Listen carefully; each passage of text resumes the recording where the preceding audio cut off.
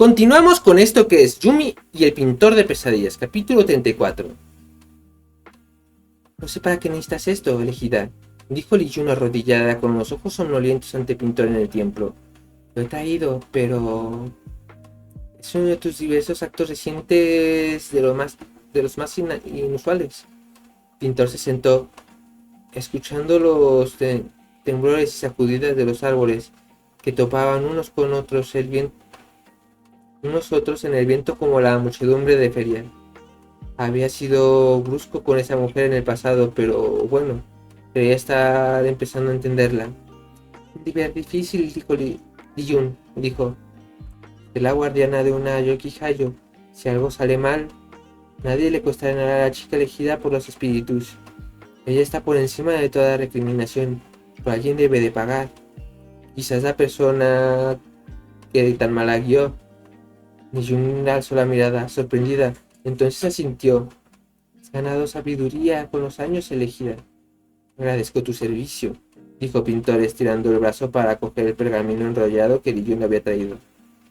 Si te preocupan mis actos inusuales, te aseguro que han ayudado más de lo que puedes saber. Al final de cuentas, la actuación de ayer lo demuestra, que estoy volviendo a mí misma. ¿Aún duermes más de 12 horas al día, elegida? ¿Qué es mejor?, preguntó él. ¿Una Yoki Hayo que no puede trabajar en lo absoluto? ¿Una que se recupera poco a poco? Oye, tranquila, ese no es el que tenemos que rayar. El de arriba, que es el transparente. Ese es el amarillo, solo lo bajé para medir. Li Yun asintió de nuevo, con la cabeza aún agachada. Debes saber que si tu Yumi regresa. Dijo Pintor. Es por lo que has hecho, por tu fe en ella. Gracias. Li Yun se levantó y el pintor lo sorprendió ver lágrimas en sus ojos. Había considerado tan probable que la guardiana llorara como lo hiciese como una piedra. Li Yun hizo otra inclinación. Se retiró y sus ecos sonaron contra la piedra hasta que se perdió de vista por el camino de árboles. Eso ha sido muy amable de tu parte, dijo Yumi arrodillada junto a él. Será mucho que te enerva. Estoy pensando que a lo mejor comprendo la presión que sufre, respondió el pintor. Yun podría ser un poco menos la personificación de un pincel costroso, eso sí, pero empatizo con ella un poco. Sostuvo en alto el rollo que le había entregado. Yun miró a Yumi y respiró hondo. Habían esperado para hacer aquello hasta después del baño y la meditación. De todos modos necesitaban la tinta que estaba en el altar. Desenrolló el pergamino con mano firme, revelando un mapa de Torio, el reino de Yumi. Era el que utilizaba el cochero del carromato de Yumi para ir de pueblo a pueblo. Pintor se fijó en su escala y asintió. Luego, de memoria, pintó una copia del dibujo de Masaka, al mismo tamaño que el mapa, valiéndose de una cuadrícula para guiarse. Extendió su copia encima del mapa de Li Yun y confirmó que se solapaban a la perfección. Los círculos que había dibujado Masaka, cada uno de los cuales representaba una muralla impenetrable dentro de la mortaja. Estaba justo a su alrededor de los pueblos más grandes en el mapa de Li Yun. Carijito no estaba representado en el mapa de las tierras de Yumi, claro, pero el círculo más grande trazado por Masaka, que indicaba la zona amurallada más grande, figuraba en el mapa de Li Yun como la ciudad de Torio, la capital donde residía la reina, sede de la universidad. Si tenéis curiosidad por la escala, ambas naciones eran relativamente pequeñas para los estándares modernos, con menos de 80 kilómetros de ancho. No había mucha vida en el planeta. El pueblo de Pintor se concentraba con una cantidad pequeña e íntima de ciudades, La nación de Yumi, por su parte, no podía crecer más de lo que le permitían los pozos de vapor en esos mapas. Por cierto, Carejito, el pueblo de donde estaban en ese momento, el pueblo en donde estaban en ese momento, estaban a menos de 8 kilómetros de distancia. Yumi se inclinó hacia adelante mientras examinaba los mapas.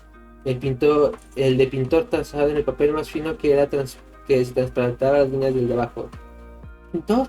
Dijo con sus maravillosos ojos anchos que podían haber sido lienzos. Tenías razón. Esta vez tenías razón. Sí, tenía razón. Las tierras de ambos eran de algún modo la misma. Los pueblos de Toby existían en el espacio oscuro que había entre las ciudades de su nación. Los asentamientos en sí no se solapaban, pero muchos de ellos estaban asombrosamente cerca. Es imposible, susurró Yumi. Estamos los dos en el mismo sitio. Existimos pegados uno al otro.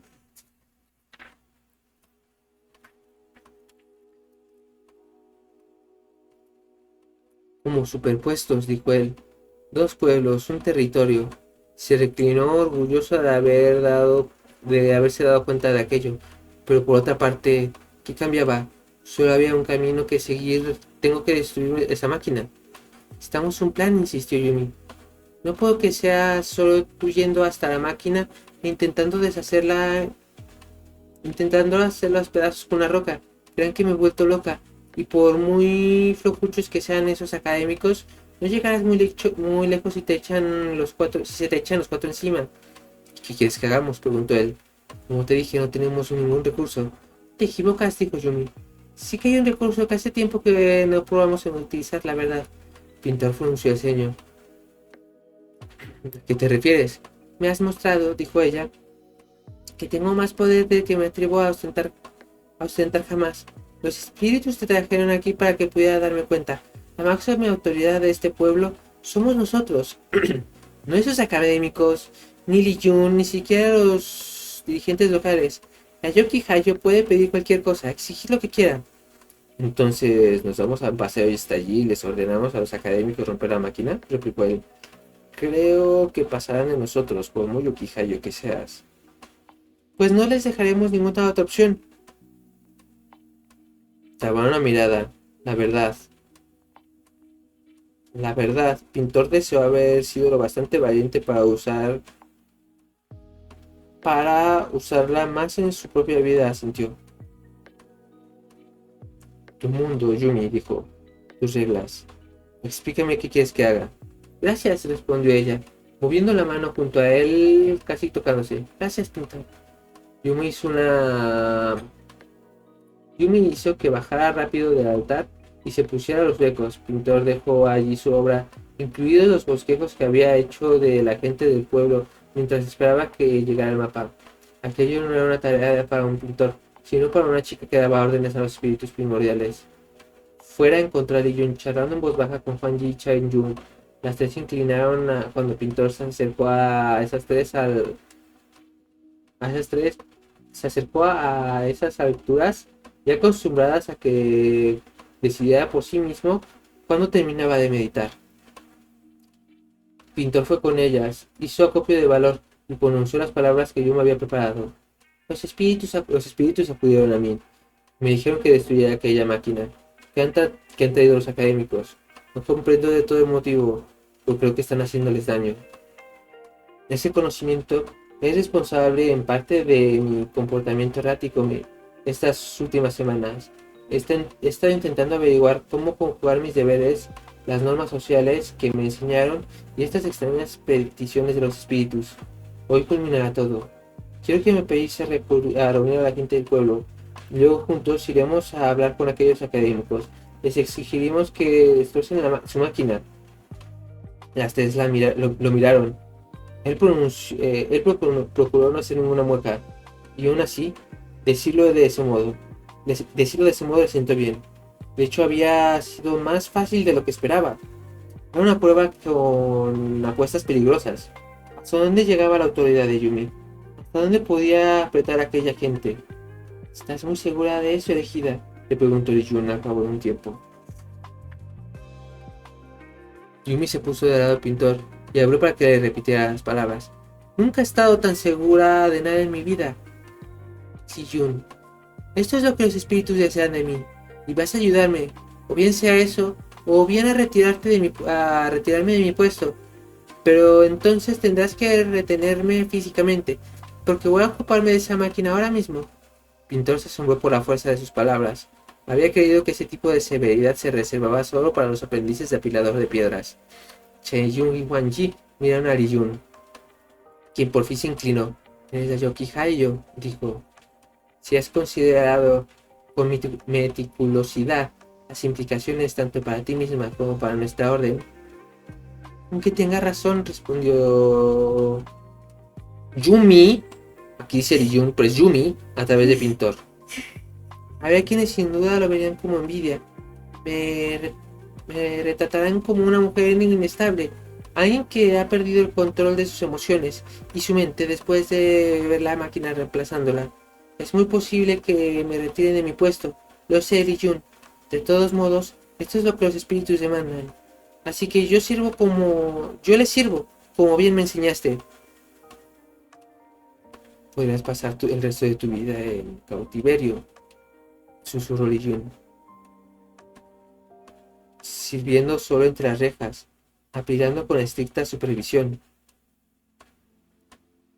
¿Y tú caerás en desgracia?, dijo Yun mediante Pintor. Lo sé, Lee-jun, lo sé. La mujer titubeó un momento y luego se inclinó en una profunda y florida reverencia. Elegida, dijo en alto. Somos tus sirvientes. ¡Ja!, exclamó Hwan-ji, agarrando a Pintor por el brazo. Ya sabía que algo estaba mal con esos académicos. Yo sabía que estaba algo mal con esos académicos, elegida. Pedimos que vinieran otros de la universidad de mi pueblo natal. Eran unos hombres gentiles y tranquilos que ayudaron con la enfermedad de nuestros cultivos. Pero los de aquí pasan todo el día merodeando por aquí y por allá, mirando mal a la gente. Deprisa, mujer, dijo Lee-jun. Va a traer a los gobernadores del pueblo. Necesitamos a su alguacil para ejecutar esta orden. Suponiendo que te complazca, elegida. Me complace, respondió Pintor. Gracias. Antes de media hora ya estaban cruzando por el pueblo, solo acompañados por el alguacil, sino también por 12 de sus hombres, más fuertes, que llevaban martillos de picadero. Pintor encabezaba la marcha con Yumi a su lado, que parecía nerviosa pero aliviada. Sí que soy un mejor plan, ¿verdad?, susurró. Pintor asintió. No te equivocas en una cosa, le respondió sin alzar la voz. Has dicho que la máquina te reemplazaría. No puede. Pero... invoca espíritus, dijo él. Pero no puede crear arte. El arte consiste en la intención. Yumi, un arcoíris no es arte. Por muy hermoso que sea, el arte es la creación humana. Una máquina puede levantar mucho más peso que Toijin, y por eso es menos impresionante verlo. Por eso no es menos impresionante verlo levantar levantar más que casi cualquier otro humano. Le sonrió. Me da igual lo bien que lo bien que una máquina pile piedras. El hecho que tú lo hagas es lo que importa. Ella le sonrió también, rebosando la mano con la suya, provocando que sus brazos irradiaran calor. Pero entonces llegaron a la tienda de los académicos. Había llegado el momento. La máquina no estaba en su sitio, pero a menudo la metían rodando por la tienda para hacerle un breve mantenimiento. Mientras llegaba el grupo de académicos, el académico en jefe, Pintor no recordaba su nombre. Estaba saliendo, y llevando su alto sombrero se quedó muy quieto para verlos a todos. Académicos, lo proclamó Pintor. Por la autoridad de los mismísimos espíritus hemos venido a destruir vuestra máquina. Apartaos. El académico le dio la cabeza y con una voz hacia el interior, y de una voz hacia el interior de la tienda. Sun-jun, ya están aquí. Sun-jun, el que más mente de ingeniero tenía de los académicos, salió. ¿Tan pronto? En efecto, respondió el académico en jefe. Parece que se interpone una confrontación. Sun Yun suspiró, sacó de la tienda el aparato y lo activó. Pintor no vio lo que hacía, pero aquella no era una reacción que había deseado. No parecían temerosos, ni siquiera sorprendidos, más bien pesarosos. Quizás estuvieran ganando tiempo. Conan asomó la cabeza por la solapa de la tienda y le entregó algo al académico en jefe, un par de anteojos. El jefe lo sujetó en la cara y miró a Pintor. Apartaos, ordenó Pintor, y rendid la máquina. El académico en jefe se limitó a observarlo. Con que este es el descendiente de los nómadas, dijo. Os ha ido bastante bien como pueblo. Cuéntame, ¿qué crees que está pasando aquí, chico? Con la división entre nuestras naciones. Con el hecho que tienes poblaciones enteras cerca que no pueden visitar las nuestras. Pintor se quedó petrificado. Lo sabían. Tuvo un escalofrío. Yumi se acercó más a él y el académico miró en su dirección viéndola. ¿Será por los anteojos? Pintor tragó saliva. El alguacil y los demás se habían quedado quietos. Hasta el John estaba allí plantado sin más, inmóvil por completo. Estaban esperando que hiciera algo. Sus órdenes eran entrar y destruir la máquina. Si los académicos se negaban a entregársela, pero nadie se movía. Dimensiones distintas, respondió por fin Pintor a los académicos. Que se superponen de algún modo. Esto es lo que pasa. Existimos en el mismo espacio, pero no podemos vernos ni interactuar salvo en formas muy concretas. Anda. Es una historia excelente, dijo el académico en jefe. ¿Lo has oído, Sun Yun? Ya lo creo, respondió Sun Yun mientras los otros dos académicos sacaban la máquina de la tienda sobre una gran plancha que descendía pendiente al suelo de piedra. La hipótesis tiene sus problemas, pero no está nada mal para un chaval sin conexión verosímil. Habría sido un buen académico. En efecto, dijo el académico en jefe. Eso da igual, afirmó Pintor. Alguacil, ocuparse de esa máquina. Pintor, dijo Yumi. Quizás deberíamos obtener más información primero. Primero, respondió él. Por lo menos tenemos que... Dejó la frase en el aire, fijándose que el alguacil y los responsables del pueblo, Yun, Huangji y Chen Yun, que estaban allí de pie, sin más, reparado por primera vez que su inmovilidad parecía antinatural. Ni siquiera parpadeaban. Aplicaron la máquina. ¿Yun? Llamó Pintor. ¿Chen Yun? Lamento por ser quien lo revele, dijo el académico en jefe. Pero no tienes ni la más remota idea de lo que pasa aquí, jovencito. Pintor agarró a Li Yun por el brazo, lo sacudió y de la misma forma de la guardiana, ropa incluida, empezó a cambiar, oscureciéndose, despertando bolitas de negrura. Li Yun lo miró y sus ojos se habían vuelto blancos como agujeros taladrados en su cabeza. Pintor chilló y su voz se unió a la de Yumi. Se apartó de un salto, limpiándose la mano en el tobo. Pero... ¿qué creías que era? Le dijo el académico en jefe mientras la máquina arrancaba. Pintor desesperado agarró una piedra y se abalanzó sobre la máquina, pero el académico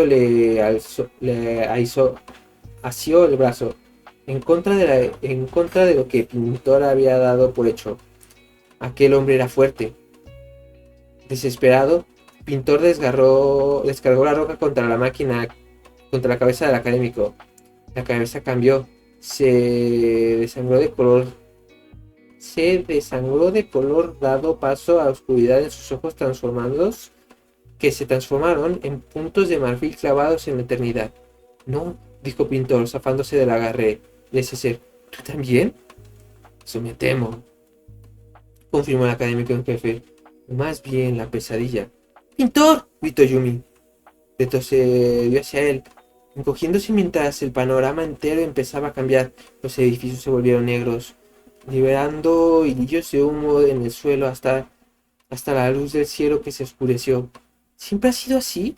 ¿Siempre ha sido así? Preguntó Pintor dolido. ¿Eran solo títeres, pesadillas y mentes? No, la máquina les permitía ser ellos mismos, dijo el académico jefe.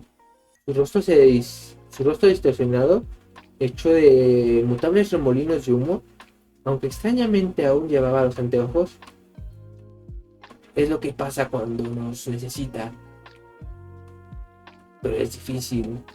Ojo, mantener el rumbo entre el recuerdo de lo que fuimos y la verdad de aquello en lo que nos hemos transformado. Hay que evitar que comprendan su naturaleza. De lo contrario, a complicaciones. La cosa que había sido Dijun se volvió hacia ellos y su forma adoptó un matiz lobundo, costados puntiagudos, fluida oscuridad. Pintor reconoció a aquel ser. Era la pesadilla estable que que lo había estado persiguiendo. Dijun era la pesadilla estable. Al contrario que el académico, de pronto ella no pareció tener ningún recuerdo de la persona que había sido, ni de quién era, ni de quién era Pintor. Embistió hacia él, desencadenado a cuatro patas mientras que hacía un tamaño gigantesco. Pintor trató de interponerse entre la criatura y Yumi. No te las llevarás. El ser se detuvo por un fugaz instante. Pareció reconocerlo. No, dijo el académico pesadilla en jefe. ¿Qué es lo que crees que estás protegiendo? El pintor se quedó paralizado y con su corazón se convirtió en hielo. Se volvió para descubrir que Yumi había caído de rodillas. Estaba distorsionándose, por mucho menos que los otros, pero aún así se retorcía mientras su piel se transformaba en humo. Lo miró con el horror deformándole los rastros de modo antinatural.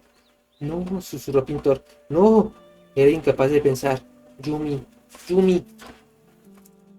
Nícaro, dijo ella con voz áspera. ¿Qué me está pasando? Qué trágico, dijo el académico, adelantándose y apresando a Pintor por un brazo. Reconozco que ha sido una tarea excelente por parte de los espíritus. Conectar a una de las chicas con un extranjero para anclar su alma, impedirnos a alterarle los recuerdos. Podría haber funcionado. Denme un segundo.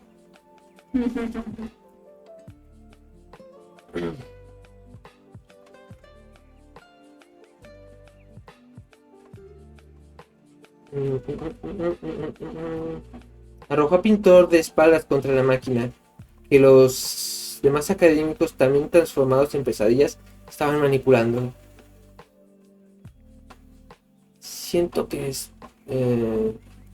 esto no debería de llevarnos tanto tiempo, dijo la criatura desde delante de Pintor. La demora lo hace más cruel. Lo comprendo. Por desgracia, la máquina tenía que cargarse porque nuestra fuente de alimentación no funcionaba. Y además de eso, había que capturar a unos espíritus rebeldes. Como escaparon es inquietante. Gracias por ayudarnos a devolverlos a su prisión.